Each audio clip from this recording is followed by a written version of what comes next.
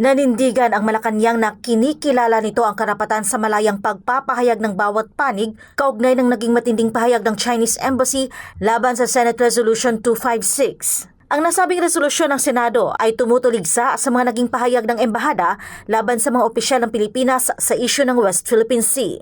Sa inilabas na pahayag ni Chinese Embassy spokesperson Ji Lingpeng, tinawag nitong anti-China resolution ang hakbang ng Senado at iginiit na ito ay isa lamang umanong political stunt. Dagdag ng opisyal, ilang mambabatas umano ang paulit-ulit na gumagamit ng pagbabanta at pananakot laban sa mga Chinese diplomat habang sinasabing kinakatawan nila ang opinyon ng publiko ngunit binabaluktot naman anya ang mga katotohanan. Sa palace briefing naman itong Pebrero 11, sinabi ni Presidential Communications Undersecretary Claire Castro na iginagalang ni Pangulong Ferdinand Marcos Jr. ang malayang pagpapahayag ng kahit sinuman. Ang Pangulo po kasi ay rumirespeto sa kalayaan ng pamamahayag. Kung may kalayaan po ang China sa kanilang pamamahayag, ganun din naman po ang sinuman na Pilipino at kung ano man din po ang inihayag ng Senado. Binigyang diin din ng opisyal ang firm but diplomatic na paninindigan ni Marcos Jr.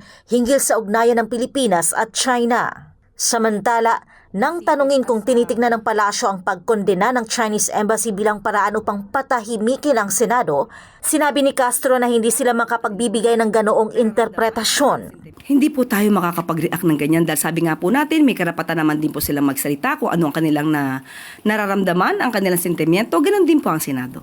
Samantala, inihayag ng Malacanang na ang travel ban ng China sa 16 na opisyal ng Kalayaan Palawan sa mainland China, Hong Kong at Macau ay hindi kontrolado o saklaw ng Pilipinas. Ito ay matapos magpatupad ang China ng travel ban laban sa mga opisyal ng nasabing LGU bilang tugon sa pagdedeklara ng persona non grata laban kay Chinese Ambassador Jing Huan. Kung ano man po ang naging desisyon at polisiya ng China ay hindi naman po natin to saklaw. Katulad din po ng hindi nila dapat masaklawan kung ano po ang nagiging desisyon ng administrasyon na ito. Gayunman, ipinauubayan niya kay Department of Foreign Affairs Secretary Tess Lazaro ang pagbibigay ng mas detalyadong pahayag ukol sa usapin. Nanindigan din ang Malacanang na hindi magbabago ang diplomatic approach ng Pilipinas sa pakikitungo sa China sa kabila ng obserbasyon na tila mas palaban ang bagong Chinese ambassador. Hindi po kasi natin masasabi na ang pagiging palaban ay siyang magiging magandang solusyon para maayos kung ano man ang sigalot sa bansang China.